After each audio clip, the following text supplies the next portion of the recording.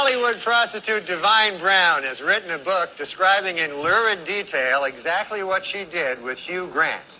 The book sells for $25, but for $35, she'll show you.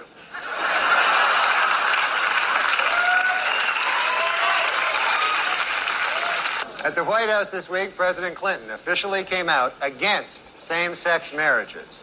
What's more, the president said he is not too crazy about opposite-sex marriages either.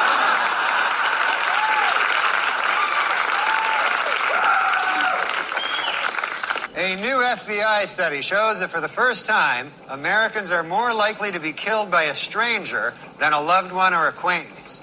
Their advice? Introduce yourself to as many people as possible.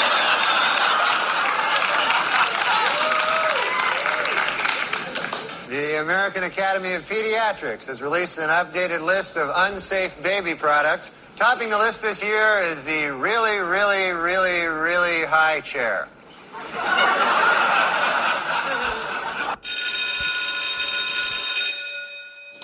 Good morning. It's Saturday, Adventure Novel Saturday, September the 16th, and this is The True Conservative. Welcome to all the butchers, bakers, and candlestick makers out there. I'm Ron, your host, and the only true conservative in the United States today.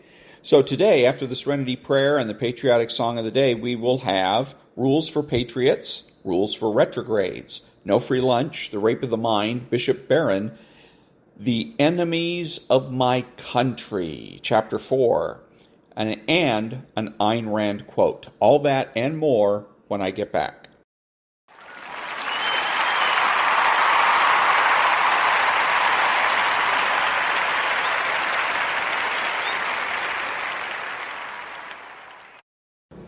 God, grant me the serenity to accept the things I cannot change, the courage to change the things I can, and the wisdom to know the difference. Amen.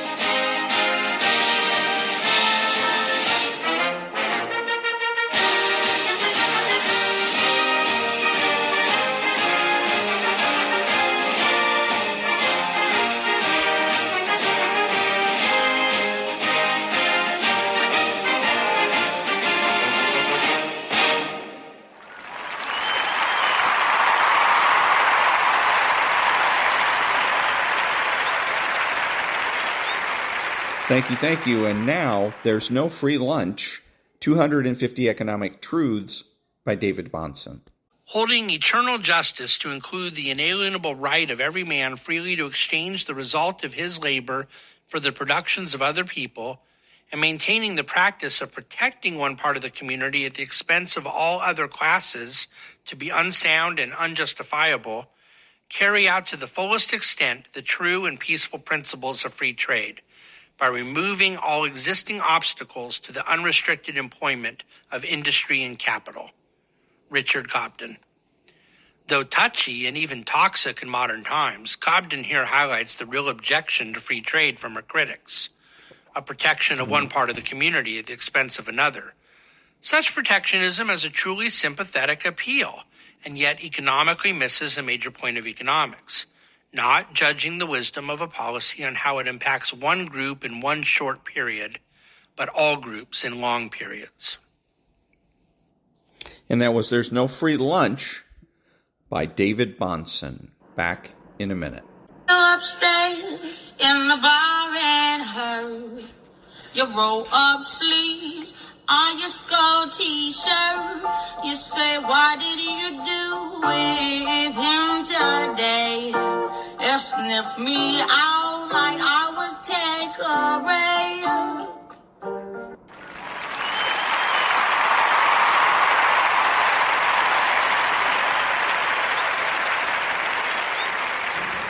Thank you. And now, The Rape of the Mind. So, how some totalitarians may develop. Increasing attention has been given to the various psychological motivations leading to political extremism and a totalitarian mentality in men and women who have been brought up in a democratic atmosphere, but who have voluntarily chosen to associate themselves with some totalitarian ideology. Psychologists who have come into contact with the totalitarian attitude and have studied those who are easily influenced by it agree, by and large, that in the free democratic countries, the option for totalitarianism is nearly always determined by an inner personality factor, frustration, if you will. It is usually neither poverty nor social idealism that makes a man a totalitarian, but mostly internal factors such as extreme submissiveness and masochism on the one hand, or a lust for power on the other. Unsolved sibling rivalry plays a role too. I've treated several Nazi collaborators whose political behavior was motivated to some extent by the fact that they were older sons and could not stand the competition with their younger brothers. All these factors help to explain why the totalitarians everywhere can use their propaganda of violence to exploit resentment, hatred, racialism, and political fury. They know that they only have to play on these immature feelings of deprivation and dissatisfaction to bring people under a spell. In my own experience, I have been amazed to see how unrealistic are the bases for political opinion in general. Only rarely have I found a person who has chosen any particular political party, democratic or totalitarian, through study and comparison of principles. Too often, man's choice of his political affiliation is determined by apathy, by family tradition, by hope for financial gain, or by other irrelevant factors. It is this lack of rational motivation that can make men more susceptible to totalitarian blandishments, even in a democratic community. I remember very clearly, for example, a Dutch physician with whom I went to medical school. He fell in love with the daughter of a communist and eventually married her. At first, he was disturbed by the conflict between his principles and his adoration, but gradually his principles gave in and he started to justify the party line. Later on, I met him from time to time. He was an excellent doctor and a jovial fellow, and he took our half-serious quips about his politics in good part, but the moment we began a really serious discussion, he crouched in his official defensive corner and became a different man. Sour, mechanical, handing out ready-made arguments.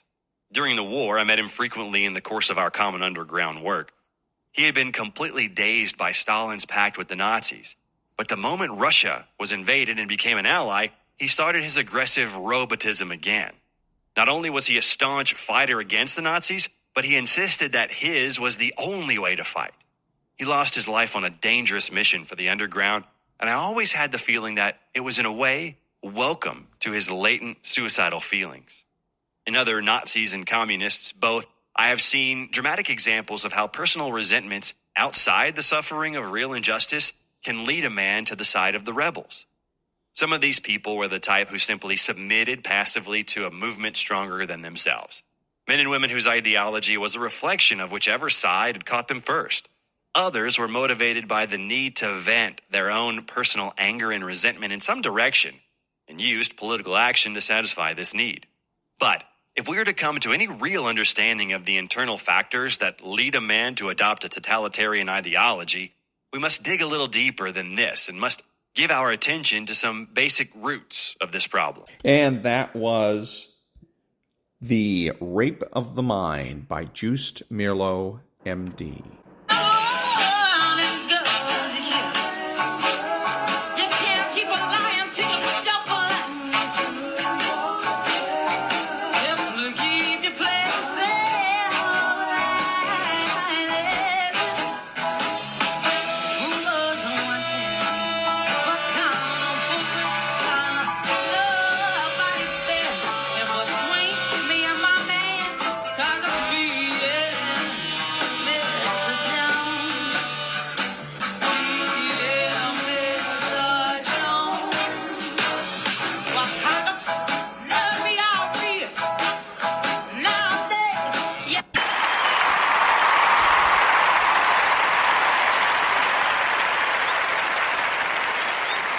Thank you. And now, rules for retrogrades, 40 tactics to defeat the radical left.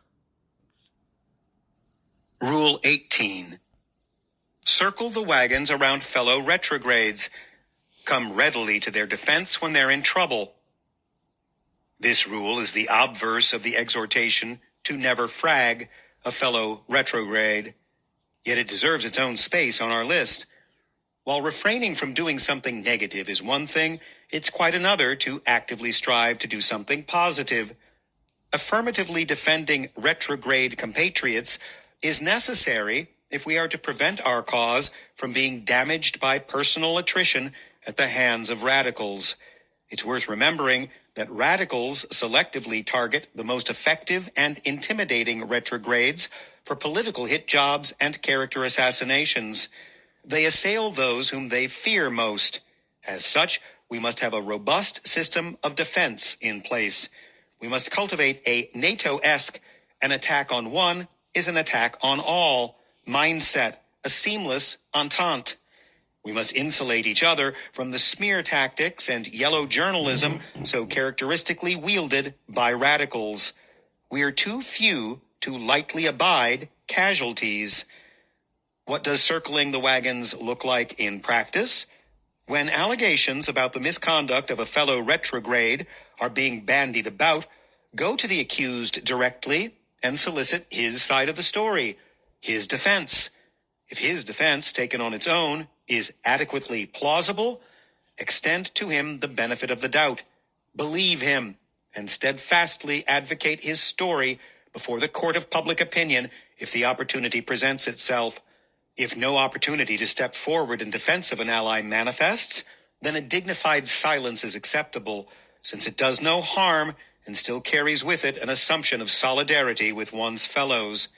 If one has no direct or conversational knowledge about the pending allegations of misconduct, but is confronted with questions about the situation, then he ought to take the defensive talking points that he has heard secondhand, and using common sense and inductive reasoning, apply them the best he can, given his limited knowledge. Where right reason allows, the retrograde must fix his will on believing allies and disbelieving enemies. All things equal, the word of a retrograde should vastly outweigh the word of a radical. We know that the man who is trustworthy in small things is also trustworthy in larger things. It stands to reason that the word of a pro-life, pro-marriage Christian man is to be believed over a godless pagan radical. It should be noted at the outset that there are exceptions to this rule. Unlike the radical, the retrograde knows he is bound by the eternal moral law and by the dictates of a well-informed conscience. He cannot blindly defend the illicit acts of his peers simply on the basis of political expediency. Such a notion should be shunned by the man of high character. As such, when a preponderance of evidence suggests that a fellow retrograde has indeed committed grave transgressions involving moral turpitude or felonious breaches of criminal law, then it is appropriate to quietly withdraw one's support for the embattled retrograde, or even discreetly counsel him to take leave of the public eye, repent of his misdeeds, and if applicable, resign his position of public trust.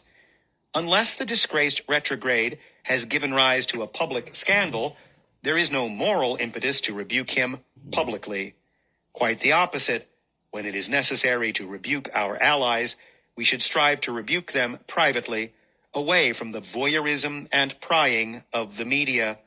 Do not give radicals further ammunition that they can detonate on the retrograde cause. Where only venial and superficial transgressions have been charged to a fellow retrograde, we should dedicate our communication to pointing out the absurdity of wasting time and resources hyper-scrutinizing trifles. We must also pause here for a scholium. Just because we ascertain that a retrograde ally is guilty of misconduct does not mean that we must blindly accept the sanction or redress that radicals suggest for his punishment. Just because a man stands rightly accused doesn't mean he stands rightly sentenced.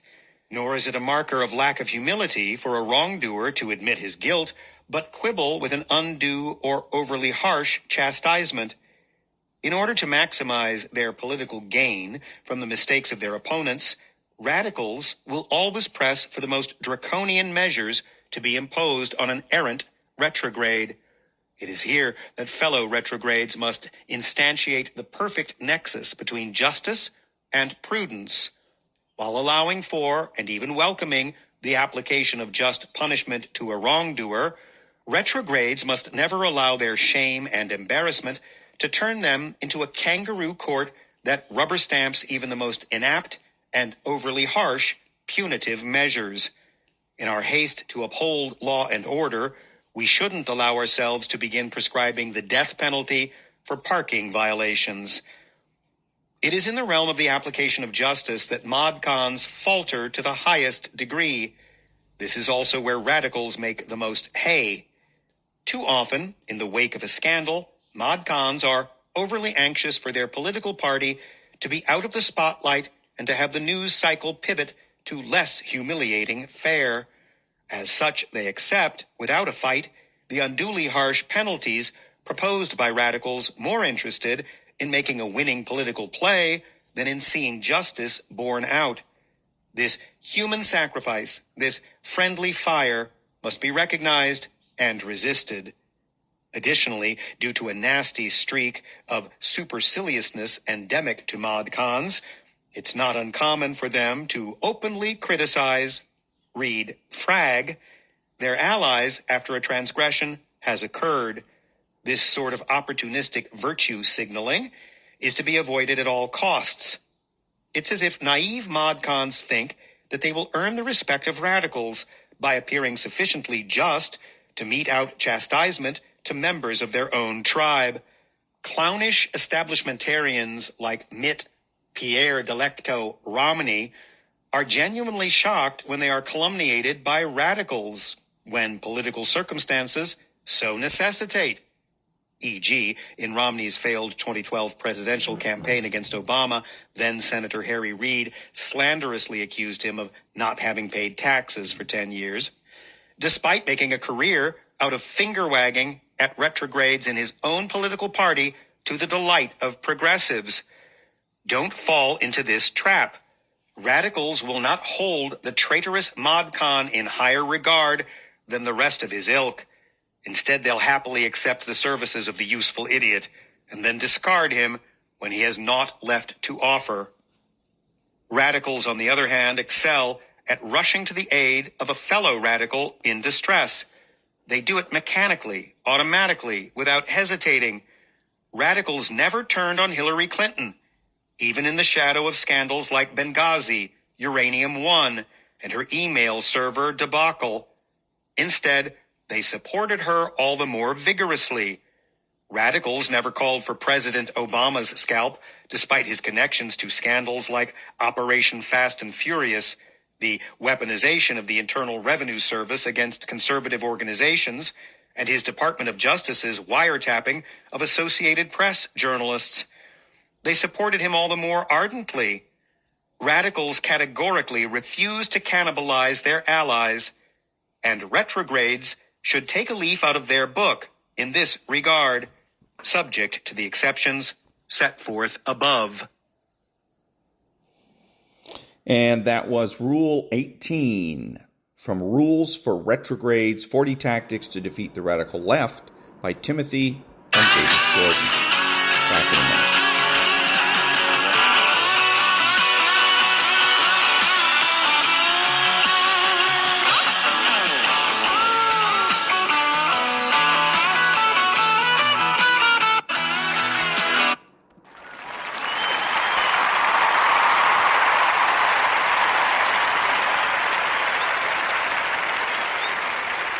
Thank you. And now, a new book, and it is called Rules for Patriots by Steve Deese. And this is going to be the opening credits and the foreword by David Limbaugh, Rush Limbaugh's brother. This is Audible. Rules for Patriots, How Conservatives Can Win Again. Written by Steve Deese. Narrated by Steve Deese. Forward by David Limbaugh. I have been involved in politics since I was a young boy, and passionate about it for most of my life. My main focus has been on political philosophy and policy, not so much on the science of winning elections. I've often supported candidates, but I've never been a political operative or strategist. But that doesn't keep some people from assuming I'm knowledgeable about election strategy. After all, I've been writing a mostly political, nationally syndicated column for 15 years, so it's only natural people would make that assumption. Based on that assumption, people often say to me, this country is in such a mess. Everything is upside down and it keeps getting worse.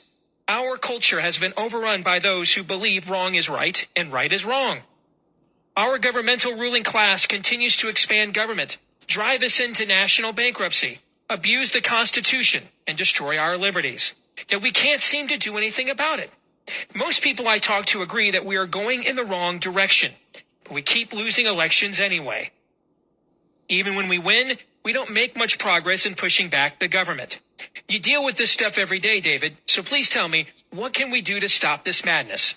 Tell me, what can I do to make a difference? I am not ready to give up on America. I will not give up on my children's future. But unless we find a way to turn this around, their future doesn't look so bright. I am completely serious. I'm ready and willing to fight back. Just give me some direction. To be completely honest with you, I've never had an adequate answer for these questions.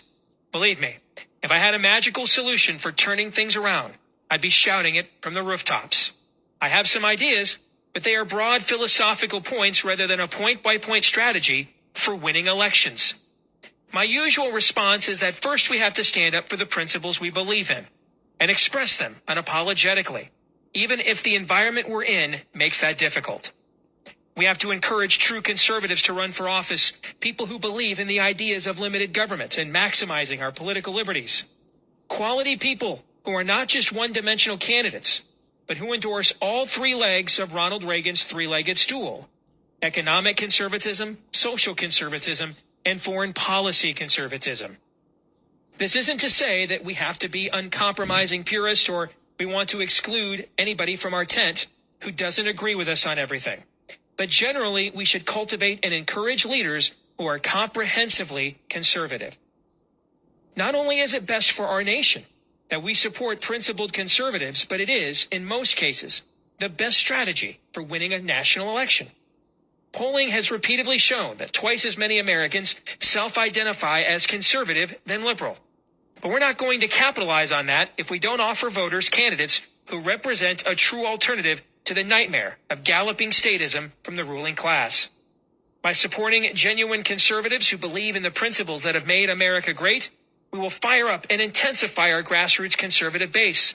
We will energize people to vote because they will understand that their vote will make a difference in the direction of this country, instead of being wasted on a GOP candidate who talks the small government talk that ends governing like a Democrat.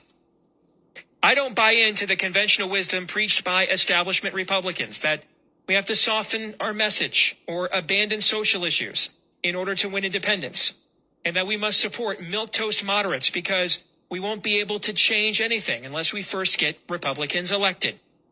In the first place, I refuse to concede that Reagan conservatism is extremism, or that it won't appeal to a substantial majority of the American people, if clearly and passionately articulated. America may well be drifting to the left, but timeless conservative policies are still the best formula for restoring prosperity, reversing our exploding debt, and making America stronger. Notice that Democrats never preach bipartisanship except when they're lecturing Republicans and seeking to shame them into joining them and further growing the government. The so-called bipartisan proposals never result in the rolling back of government or actual cuts in federal spending. Democrats never modulate their ideas, which truly are extreme, and they keep winning national elections anyway. The Democratic presidential candidate has won the popular vote in 5 of the last 6 presidential elections. This despite the fact that the GOP has nominated moderates rather than conservatives in those elections. From George H.W. Bush to Bob Dole to George W. Bush to John McCain to Mitt Romney. I tell people that in addition to nominating and supporting like-minded candidates, we must have the courage to stand up for our convictions personally, instead of pretending things are just fine and that our positions won't make much difference. We shouldn't be abrasive or strident, but we need people to understand that we believe these are matters of grave importance and that we shouldn't just leave the political discussion to the politicians, pundits, and strategists. If we succumb to apathy or the cynical resignation that nothing we do will make a difference, we will, through our silence, be contributing to the demise of our nation and the destruction of our children's future. Beyond expressing these general ideas, I find myself woefully inadequate at providing a specific roadmap for conservative electoral victories. I repeat, I am not an expert in political strategy, and I am short on advice on the particulars. But I'm also aware that many of us who are knowledgeable on electoral strategy and tactics, even those on the political right, tend to be more interested in winning for winning's sake or for the advancement of their careers, as opposed to advancing substantive conservative ideas. I am not comfortable turning our future over to soulless political hired guns more interested in the game than in America's future. I have long hoped that we could find a person representing the best of both worlds, a principled conservative with his finger on the pulse of the modern culture and savvy in both substantive policy and electoral strategy. Does any such person exist on our side? One who believes in America and who knows how to fight as effectively as a cutthroat liberal operative, but without compromising his convictions or operating unethically. Let's face it, liberal Democrats have an advantage in politics because they generally subscribe to the view that the end justifies the means. They're all too willing to employ unethical means to achieve what they misperceive to be virtuous ends. Obama is the quintessential ends justifies means politician, who was trained at the feet of community organizing guru Saul Alinsky, whose rules for radicals has been his Bible for demonizing opponents, winning elections, and advancing the radical progressive agenda, even though his progressive ideas have become minority ideas. Is there no way we conservatives can win against such ruthlessness without abandoning our own principles and campaigning as unethically as our opponents? Do we have to fight hellfire with hellfire? Perish that thought. We mustn't surrender to the notion that we cannot compete against evil without becoming evil ourselves. We must remain confident that superior and nobler ideas will prevail if properly presented, that the truth will set us free. We must also reject the hackneyed advice that we must choose between pragmatism and principle. There has to be a pragmatic strategy for winning while proudly proclaiming rather than running from our principles. That sounds nice, but there's a world of difference between instinctively believing there is such a principled strategy and actually knowing what it is. Enter my friend, Steve Deace, with his rules for Patriots in hand. When he asked me to read his book and consider writing a foreword to it, I had no idea what his prescriptions were. Frankly, I've talked to a lot of smart people who've analyzed the 2012 election and our current political predicament and have proposed a number of intriguing ideas for Republicans to recapture the majority. But in my view, Steve Deace is the only one who is presenting the right blend of ideas, a blueprint for victory that is brilliantly strategic, smartly tactical, and yet grounded in rather than compromising our conservative principles. There is no conflict between Deace's strategic proposals and the articulation and advancement of principled conservatism. Precisely because his strategic proposals are steeped in these principles themselves. We need to learn, says Deace, how to win to govern instead of governing to win. But establishment Republicans, he notes, believe you win to lead, while the grassroots understands you lead to win. The establishment, sadly, has controlled the consultant class, and there has been a void among consultants who thought it was their job to help the conservative candidate persuade voters to his principles, as opposed to consultants persuading conservative candidates to water down their principles to appease the masses. What a refreshing perspective. Steve is a nationally syndicated radio talk show host based in Iowa, the state that always has the first GOP presidential caucus, giving him a bird's eye view of the how sausage gets made, and an opportunity to meet many of the politicians, pundits, consultants, journalists, and movers and shakers involved in the process. This unique opportunity has given him a perspective that others might not have to see what works and what does not, to see why candidates falter and fail, and why they thrive and succeed.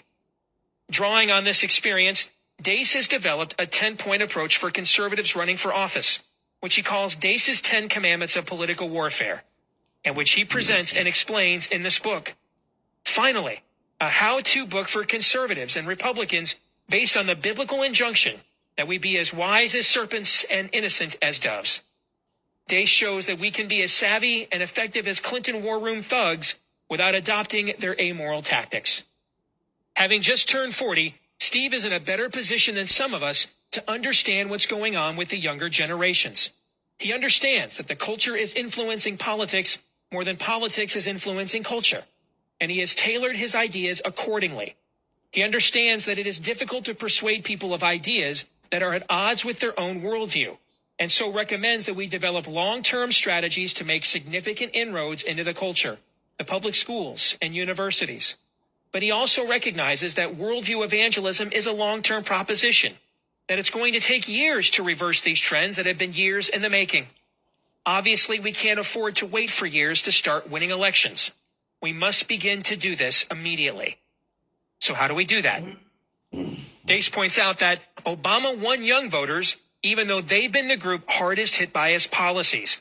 They'll bear the brunt of his debilitating debt he's created. But we aren't succeeding in winning them over by broad appeals to values like Judeo-Christian morality and limited government, because these ideas don't resonate with them, given their education and background. Instead of wooing them with abstract values, we need to offer them concrete solutions. When someone's self-interest is at stake, solutions trump values every time, Deace says. We need to show them how our policies will make their lives better directly, and we're not making that case. But before we can successfully present proposed solutions for our many problems, we have to overcome another daunting obstacle. The Republican Party is the existing vehicle for advancing a conservative agenda, and its platform is based on traditional values and ideas that have made America unique. But at this point, the power brokers of the Republican Party often stand in the way of conservative ideas, rather than promoting them. The Republican Party establishment has shown great resistance to grassroots conservatives and to conservative leaders who refuse to place their allegiance to party above their conservative principles. Deace has dubbed the Republican ruling class Republicrats, which he says aren't much different from Democrats.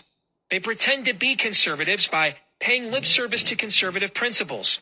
But they are even worse than so-called rhinos, Republicans in name only, because at least rhinos openly campaign and govern from the middle left. Republicrats are sneakier because they campaign as conservatives, but then proceed to govern from the middle left. Indeed, they devote more energy and resources to fighting grassroots conservatives and the Tea Party than they do in opposing Democrats.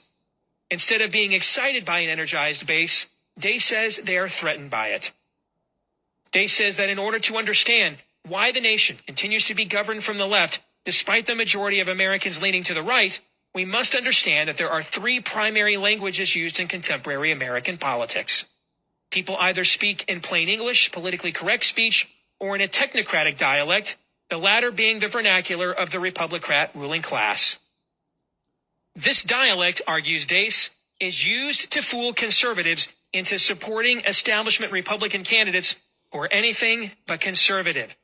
Dace identifies 10 phrases most often used by Republicans to pull off this linguistic deception and tells us how to recognize it for what it is. Dace is correct about the Republican establishment's resistance to the conservative agenda. The establishment wing of the Republican Party tells us we have to avoid an impasse with President Obama and his Democratic Congress at every turn because, for example, if the government shuts down as a result of this impasse, no matter how much it may be the Democrats' fault, the Republicans will be blamed for it. We're told we have to surrender short of shutting the government down, even if it means piling on the national debt, continuing to ignore entitlements, increasing taxes, and gutting the military. The GOP establishment almost always ends up capitulating, more or less, to the Obama liberals, arguing that we're impotent until we win the next election. It's simply the best we can do for now. We must keep our powder dry for the next election. If we fight too hard, we'll look like extremists and lose the next election. For them, it's always about the next election. And we continue to lose every such next election by following their fecklessness. In the meantime, for good measure, the establishment demonizes and vilifies those bold patriots like Senator Ted Cruz and Senator Mike Lee, who insist on standing up to Obama in the here and now, and not waiting for the mythical panacea of the next election. Dace offers concrete and effective ideas for nominating and electing principled conservative Republicans over the opposition of both establishment Republicans and Democrats.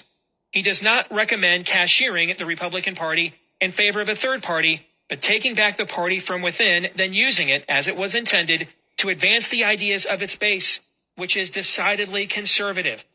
The answer is not to acquiesce in the Republican Party's movement to the left under the leadership of Republicans who have contempt for the party's very base, but to recapture it and turn it around.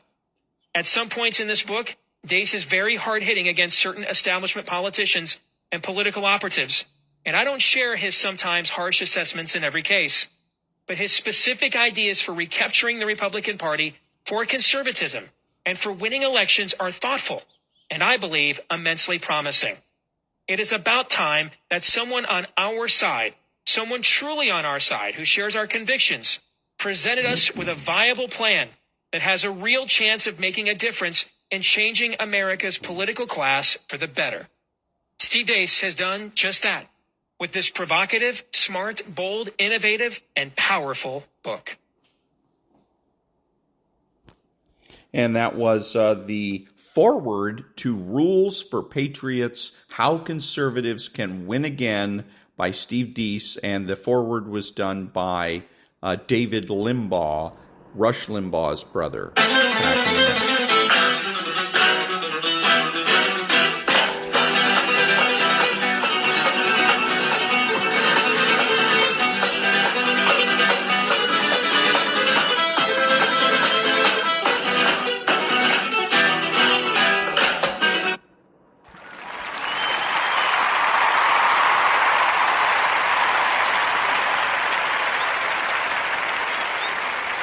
Thank you. And now a quote from Ayn Rand.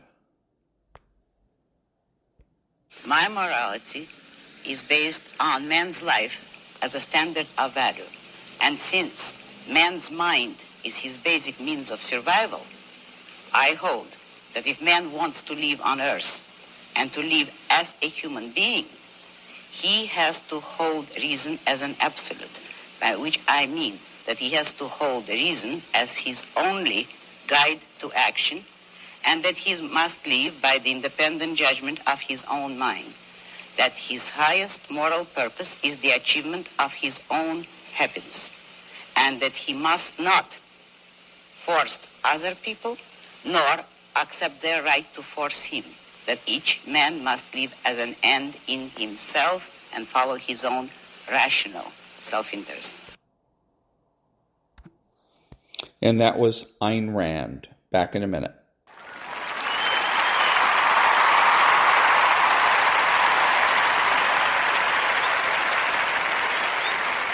Thank you. And now, Bishop Robert Barron.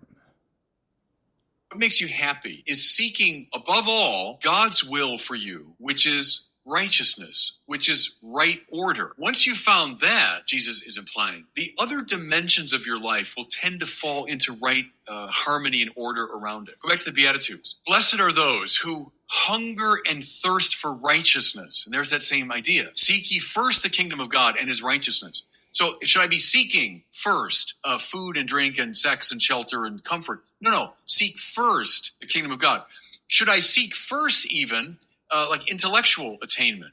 No, that's fine. But seek first the kingdom of God. And then the rest will be given unto you. Your life will now find its proper harmony and order around that center. And that was Bishop Robert Barron. Back in a minute.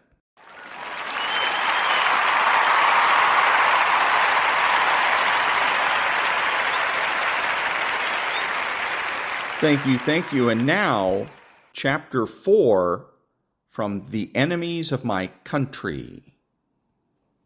4. Charlottesville, Virginia. I pushed open the glass door, holding it for Layla and Langley to leave Chap's ice cream and join me in the late June sunshine. The historic Charlottesville downtown was packed today, the weather warm but not oppressively so. Layla was in a sundress, Langley in a princess dress with sneakers, holding my hand while using her other to devour an ice cream cone that I knew from experience would begin melting long before she finished it. We merged with the crowds strolling the walkway, continuing our relaxed afternoon together. Langley looked up at me and asked, "Daddy, is it beer 30 yet?" I solemnly checked my watch. You know what? We're getting close. Maybe we can stop in at Jack Brown's up ahead. What do you say, Mom? Layla gave me a smile. Sounds good. I'm just happy to have some time off with my two favorite people. This was very often our weekend routine. Lazily walk the downtown strip, get ice cream for Langley, and follow Layla as she ducked into various boutiques. And of course, periodic beers for Dad. That part was key. Any number of historic American downtown areas boasted restaurants, breweries, shopping, and local flavor.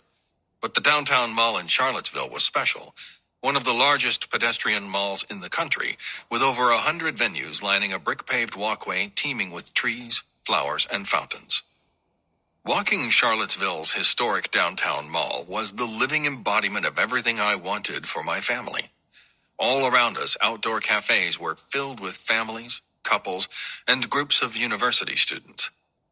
This was the American dream, indeed, the dream of all civilized people, no matter where they lived.